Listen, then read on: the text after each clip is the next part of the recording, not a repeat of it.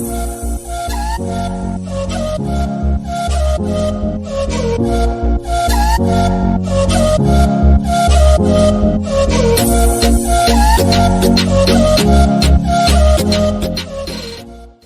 students, welcome to my channel Momentum. In today's lecture, we will discuss few examples on the topic some applications of trigonometry. Let us discuss the first example. A kite is flying at a height of 60 meters above the ground.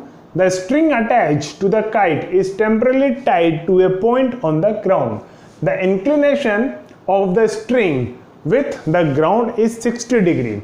Find the length of the string assuming that there is no slack in the string.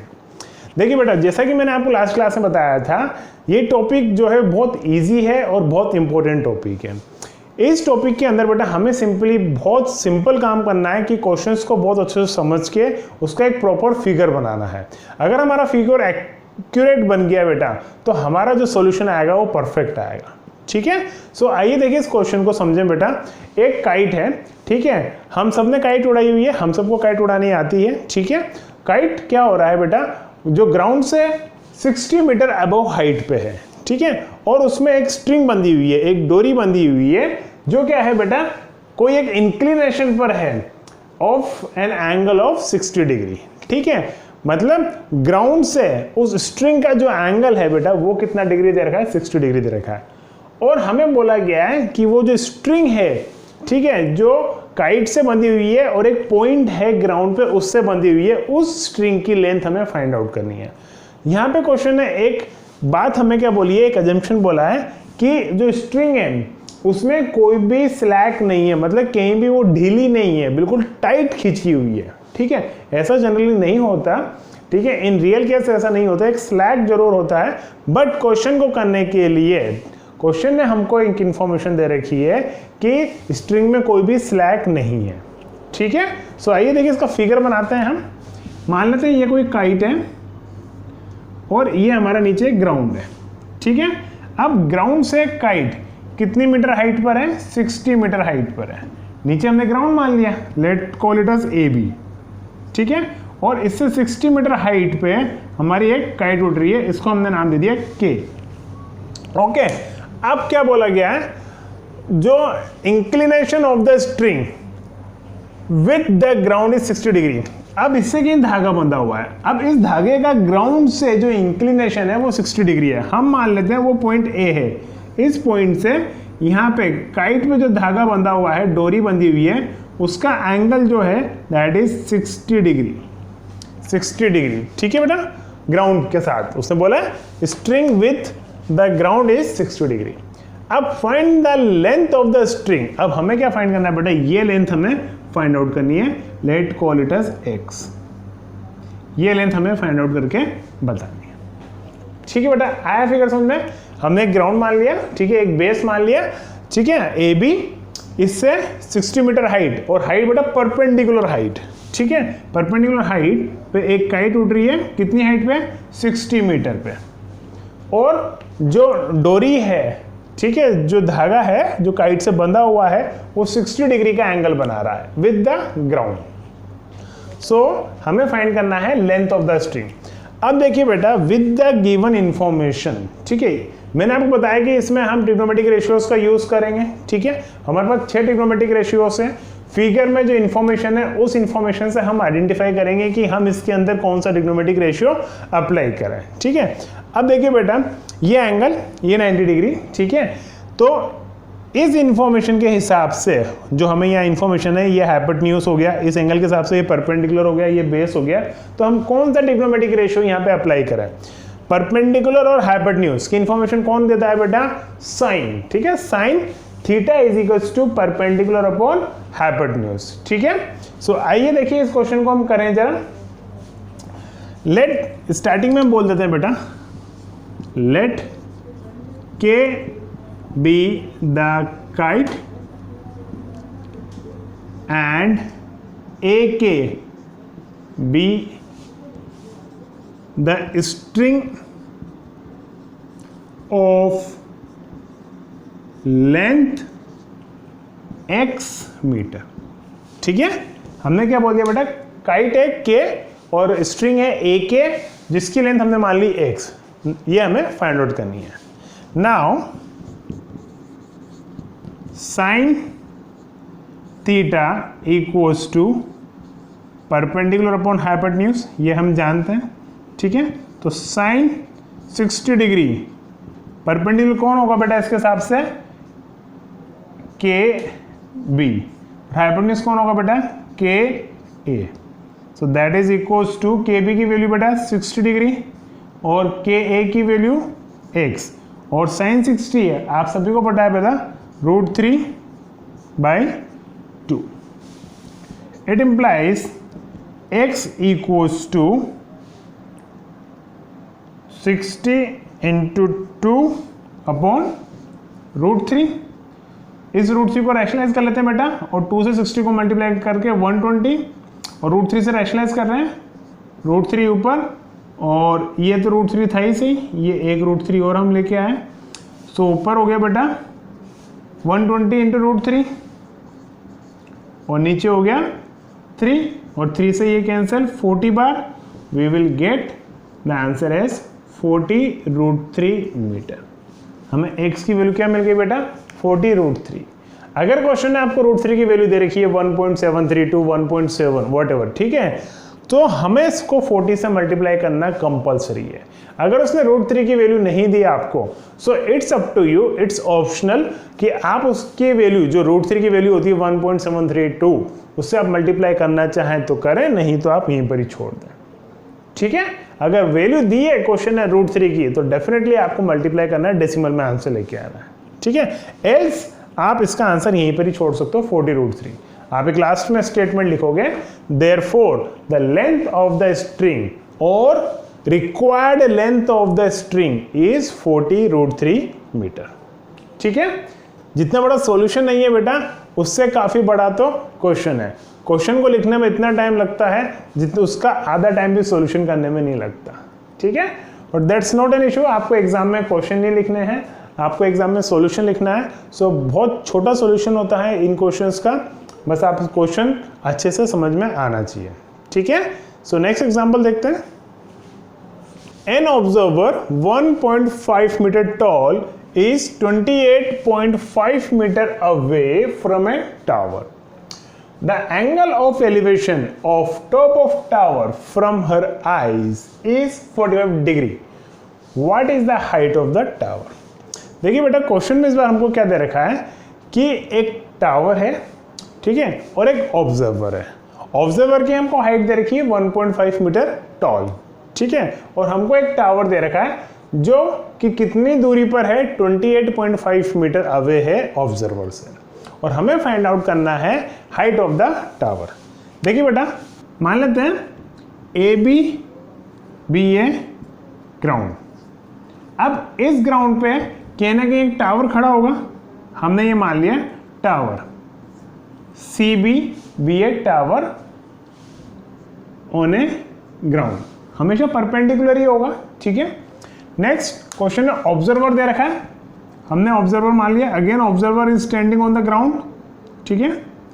Observer और tower के बीच की जो distance है बेटा, that is 28.5 metre, ठीक है। हमें height find out करनी है टावर की, इसको हमने x मीटर एज्यूम कर लिया। अब यहाँ पे ऑब्जर्वर की कई आईज हैं, ठीक है, हमने मान लिया यहाँ पे ऑब्जर्वर की कई आईज हैं।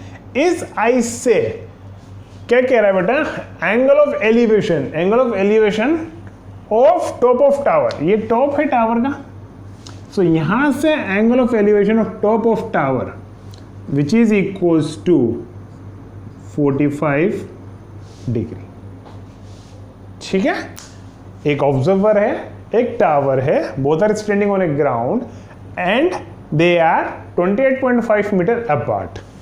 हमें टावर की हाइट निकालनी है, ऑब्जर्वर की हाइट हमें दे रखी है, that is equals to 1.5 metre, ये है 1.5 मीटर, ठीक है।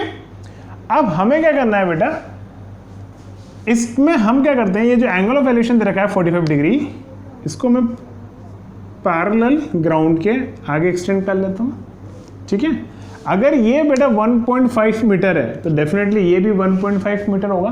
Both are parallel to each other, ठीक है। हमने एक पैरेलल लाइन ड्रॉ करी है ग्राउंड से, तो ये ऑब्जर्वर की जो हाइट है बेटा, अब यहाँ पर ज़्यादा ज्ञान मत लगाना आप कि सर हाइट तो यहाँ सिर तक होती है, ठीक है ना। इसमें हाइट से मतलब बेटा उसकी आइज के लेवल तक ही है, ठीक है। हर क्वेश्चन में ऐसा ही होगा।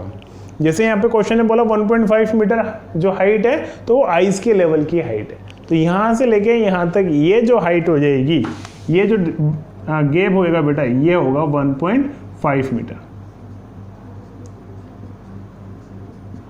ठीक है। इस पॉइंट को मान लेते हैं बेटा ए बी सी डी, इसको हमने मान लिया डी पर। आई बात समझ में। अब बेटा हमने x क्या माना था, हाइट ऑफ टावर मानी थी, ठीक है। तो सी डी की लेंथ कितनी हो जाएगी बेटा, टोटल x ये 1.5, तो ये रिमेनिंग कितना हो गया x माइनस 1.5 मीटर। कौन सी लेंथ होगी बेटा, ये सी डी, ठीक है। क्लियर हुई बात। एक चीज और देखो बेटा, यहाँ पे ये जो ए बी की जो लेंथ है 28.5 meter, what about this one, इसको मैं नाम देता हूँ E. What about E D, E D भी 28.5 ही होगा, ठीक है। जैसे ये 1.5 हुआ है, ये 1.5 हुआ है जैसे इसकी वजह से, ऐसे ही इसकी वजह से ये भी हो जाएगा 28.5। ये एक रेक्टेंगल बन रहा है बेटा 90 डिग्री, 90 डिग्री, ठीक है। हमने पैरेलल लाइन ड्रॉ करी, ये भी 90, ये भी 90, so it is a closed figure, having all angles 90 degree, so it is a rectangle, opposite sides are equal, 22.5 28.5 1.5 1.5, ठीक है। सो थोड़ी बहुत रामायण लिख देते हैं अपन यहाँ पे। Let B C B A tower of height x metre, ठीक है, and AE be a observer of height, question ने गिवन है बेटा ये हाइट अपन को 1.5 मीटर, ठीक है। अब बेटा हमें x निकालना है इस फिगर का यूज करके, ठीक है। अब बेटा फोकस करिए ट्रायंगल CDE ट्रायंगल पे, और उसमें जो इंफॉर्मेशन दे रखी है उस पे। ये एंगल दे रखा है हमको 45, ये है हमारे पास 28.5, ये है x माइनस 1.5। तो बेटा इसमें कौन सा ट्रिग्नोमेट्रिक रेशियो अप्लाई कर सकते हैं, tan थीटा, ठीक है। Now in triangle CDE we have tan 45 equals to, tan theta का फॉर्मूला क्या होता है बेटा, परपेंडिकुलर अपॉन बेस, तो 45 के रेस्पेक्ट में परपेंडिकुलर कौन, x माइनस 1.5, बेस कौन 28.5। अब tan 45 की वैल्यू हम सबको पता है, दैट इज 1, x माइनस 1.5 और ये 28.5, इसको इधर भेज देते हैं, तो x minus 1.5 equals to 28.5 cross multiply, ठीक है। सो यहाँ से x की वैल्यू क्या आ जाएगी बेटा, 1.5 उधर जाके प्लस हो जाएगा, it implies x equals to 30 metre. Therefore last में बेटा हमेशा स्टेटमेंट लिखना है आपको क्वेश्चंस में, सॉल्यूशन में, height of the tower is 30 metre, ठीक है। Again solution is very easy, nothing is that, आपको क्वेश्चन अच्छे से समझना है और फिगर बिल्कुल परफेक्ट बनाना है, ठीक है। आई बात समझ बेटा, फिगर हमने बना लिया, सारी चीज़ें मार्क कर दी, और फिर हमने देख लिया कौन सा ट्रिग्नोमेट्रिक रेशियो लगेगा, उसको अप्लाई करके हमने रिक्वायर्ड वैल्यू फाइंड आउट कर ली, ठीक है। आई होप आपको समझ में आया होगा। एक और एग्जांपल देखते हैं। From a point on the ground 45 metre away from the foot of tower, the angle of elevation of top of tower is 30 degree. The angle of elevation of top of water tank on the top of tower is 45 degree. Full stop. Find the height of tower and depth of the tank. देखिए बेटा, this question is very good question, ठीक है, it's from your NCERT book. समझिए इस question को जरा बेटा। कोई एक टावर है बेटा, उस टावर के ऊपर बेटा एक वाटर टैंक है, ठीक है, मतलब वो एक बिल्डिंग है और उसके ऊपर एक पानी की टंकी है, और उस टावर से 45 मीटर अवे एक पॉइंट है ग्राउंड पे, ठीक है, मतलब जो टावर है, टावर का जो फुट है, फुट मतलब जहां पे एक ऐसा पॉइंट जिस पे टावर खड़ा हुआ है ग्राउंड पे, ठीक है, तो उस पॉइंट से 40 मीटर अवे एक और पॉइंट है ऑन द ग्राउंड। सो उस पॉइंट से एंगल ऑफ एलिवेशन दे रखे हैं बेटा, कितने, 2 एंगल ऑफ एलिवेशन दे रखे हैं। एक एंगल ऑफ एलिवेशन तो दे रखा है हमें टॉप ऑफ टावर का, और दूसरा एंगल ऑफ एलिवेशन दे रखा है बेटा हमें टॉप ऑफ वाटर टैंक का, ठीक है, मतलब टावर का टॉप और फिर उस टावर के ऊपर क्या है बेटा, एक वाटर टैंक है, तो उस वाटर टैंक का भी टॉप। देखें, फिगर बनाने की कोशिश करते हैं। सबसे पहले तो बेटा हमने ये बना लिया ग्राउंड एंड टावर, ठीक है। अब टावर के ऊपर बेटा कहीं ना कहीं एक टंकी रखी हुई है पानी की, ठीक है, जिसकी कुछ डेप्थ है, ये हो गई है वाटर टैंक, ठीक है। यहां पे मैंने ए नाम दे दिया, यहां हम बोल देते हैं वाटर टैंक, ठीक है, इसको मैंने टी नाम दे दिया। ये बी पॉइंट हो गया ऑन द ग्राउंड, और एक और पॉइंट है on the ground which is 40 metre away, let call it as C. ये है बेटा 40 मीटर अवे, ठीक है। अब इस पॉइंट से टॉप ऑफ टावर का एंगल ऑफ एलिवेशन दे रखा है बेटा हमें, angle of elevation of top of tower is 30 degree, and angle of elevation of the top of water tank, ये टॉप ऑफ वाटर टैंक है, इसका एंगल ऑफ एलिवेशन है 45 degree. ये एंगल ऑफ एलिवेशन हो गया बेटा 45 डिग्री, ये है 45 degree. Now we have to find height of tower, ये x हमने मान ली height of tower in meter, and second हमें फाइंड करना है हाइट ऑफ द टैंक, और you will say question is saying depth of the tank. इसको हमने मान लिया बेटा स्मॉल h। हमें एक तो स्मॉल h फाइंड करना है बेटा और एक स्मॉल x फाइंड करना है। ये h again it is in metre. ये तो होगी बेटा डेप्थ ऑफ द टैंक, क्योंकि ये यहाँ पे तो बेटा टावर खत्म हो गया और यहाँ से इसके ऊपर क्या रखा है बेटा, एक पानी की टंकी रखी है, तो ये पानी की टंकी की हाइट और डेप्थ ये हमें फाइंड आउट करनी है, ठीक है। आया फिगर समझ में, ठीक है। 2 इंफॉर्मेशन पूछी है उसने, मतलब हमें 2 वैल्यूज पूछी है, हाइट पूछी है टावर की और डेप्थ पूछी है टैंक की, और उसके लिए हमें क्वेश्चन ने भी इंफॉर्मेशन दे रखी है, तो ठीक है। सो देखिए इसका सॉल्यूशन। सबसे पहले तो हम बोलते हैं बेटा let A B A tower of height x metre. बेटा क्वेश्चन में थोड़ा ध्यान देना, इंपॉर्टेंट क्वेश्चन है। And A T B a water tank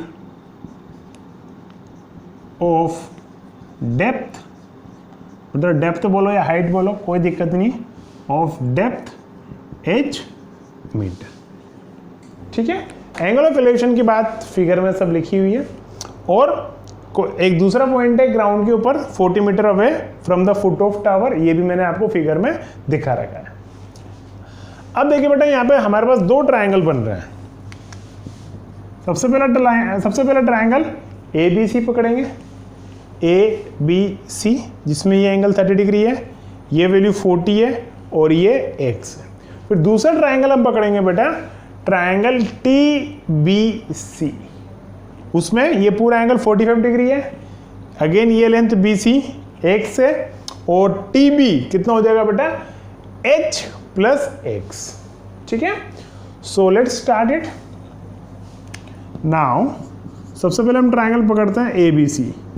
in triangle A B C क्या अप्लाई करें बेटा हम यहाँ पे, हमारे पास ये एंगल है 30 डिग्री, इसके हिसाब से ये परपेंडिकुलर और ये बेस, तो कौन सा रेशियो अप्लाई करेंगे हम? ट्रिग्नोमेट्रिक रेशियो यहाँ पे tan theta. In triangle ABC tan 30 equals to क्या होता है बेटा? Perpendicular upon base. परपेंडिकुलर कौन हो गया? x और बेस कौन हो गया? 40। tan 30 की वैल्यू पता है हम सभी को, which is equals to 1/√3 x by 40। तो यहाँ से बेटा x की वैल्यू हो जाएगी 40/√3। इसको रैशनलाइज कर लेते हैं, ये हो जाएगा बेटा 40√3/3 मीटर। ये तो आ गई बेटा हमारे पास x की वैल्यू, ठीक है। Now in triangle TBC we have tan 45। इसमें भी बेटा tan थीटा अप्लाई करेंगे, that is perpendicular upon base. Perpendicular क्या हो जाएगा? ये पूरी length TB, that is h plus x upon BC 40। tan 45 1 h plus x upon 40। तो यहाँ से बेटा h प्लस x किसके बराबर आ गया? 40 के बराबर आ गया, ठीक है। अब हमारे पास ऑलरेडी x की वैल्यू तो आई चुकी है, तो वो वैल्यू सब्स्टिट्यूट कर देते हैं हम यहाँ पे। h प्लस x की वैल्यू 40√3 अपॉन 3 इक्वल्स टू 40। तो यहाँ से 40 माइनस 40√3 अपॉन 3, इसको सोल्व करते हैं बेटा, ये हो जाएगा 120 minus 40√3 upon 3 metre, that is equals to 8। So हमारे पास यहाँ पे क्या आ गया बेटा? डेप्थ आ गई किसकी? टैंक की, और हाइट आ गई टैंक की। आया समझ में बेटा? आप चाहें तो √3 की वैल्यू सब्स्टिट्यूट कर लें, ना चाहें कोई दिक्कत नहीं है, बट अगर क्वेश्चन में दे रखी है तो डेफिनेटली आपको सब्स्टिट्यूट करनी ही है और आपको डेसिमल में आंसर निकालना है, ठीक है। सो इसमें सबसे पहले हमने क्या निकाला बेटा? x की वैल्यू निकाली। x क्या था बेटा हमारा? Height of the tower. Second हमने फाइंड करा h की value which is depth of the water tank. So h की वैल्यू आ गई 120 माइनस 40√3 अपॉन 3 मीटर। यूनिट लिखना मत भूलना बेटा, अदरवाइज मार्क्स डिडक्ट हो जाएंगे। जैसा कि मैंने आपको बताया, लास्ट में अब आप एक लाइन और लिखेंगे, therefore the height of the tower is 40√3/3 metre and the depth of the tank is 120 minus 40√3 upon 3 metre, ठीक है ना। लास्ट में बेटा स्टेटमेंट में जरूर लिख के आया। सो आई होप आपको ये 3 क्वेश्चन समझ में आए होंगे, आप इनकी अच्छे से प्रैक्टिस कीजिए, ठीक है। नेक्स्ट क्लास में हम कुछ और एग्जांपल्स डिस्कस करेंगे सेम टॉपिक के ऊपर। So thank you so much for watching the video and bye.